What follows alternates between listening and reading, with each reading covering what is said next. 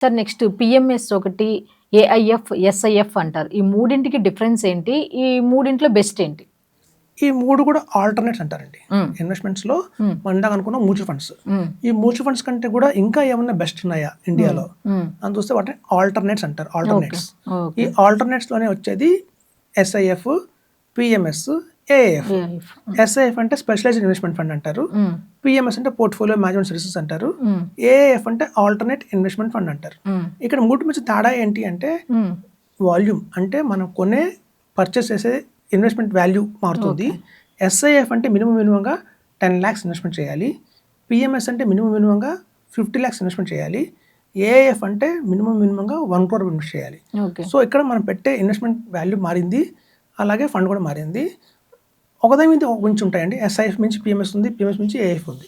Okay. So అలా మనకి difference ఉందండి. అన్నీ కూడా సెబీ కంట్రోల్‌లోనే ఉంటాయి. సో మన దగ్గరకు వచ్చే ఇన్వెస్టర్ ఎవరైతే ఉంటారో వాళ్ళు ఎంత అమౌంట్ ఇన్వెస్ట్‌మెంట్ చేద్దాం అనుకుంటున్నారో దాన్ని బట్టి మనం గైడ్ చేస్తాము. ఫర్ సపోజ్ పిఎంఎస్‌లో పెట్టారు. 50 లక్షలు పిఎంఎస్‌లో పెట్టిన వాళ్ళకి పెట్టింది 50 లాక్సే. 20 ఇయర్స్ వెయిట్ చేస్తే వాళ్ళకి వచ్చేది ఎంత అంటే 20 crores. 20 ఇయర్స్‌లో 20 crores రావాలి అంటే కేవలం పిఎంఎస్ వల్లే సాధ్యం. ఓకే. అలాగే మనం ఏఐఎఫ్ అనుకున్నాం. ఆల్టర్నేట్ ఇన్వెస్ట్మెంట్ ఫండ్ అని. ఆల్టర్నేట్ ఇన్వెస్ట్మెంట్ ఫండ్‌లో మనం పెట్టాల్సింది ఎంత మినిమం 1 crore పెట్టాలి. హ్మ్. ఎవరైతే 1 crore పెట్టి 20 ఇయర్స్ వెయిట్ చేస్తారో వాళ్ళకి 40 crores వస్తుంది. ఓకే. సో అలా మనకి లాంగ్ టర్మ్‌లో ఒక పెద్ద అమౌంట్ కావాలి.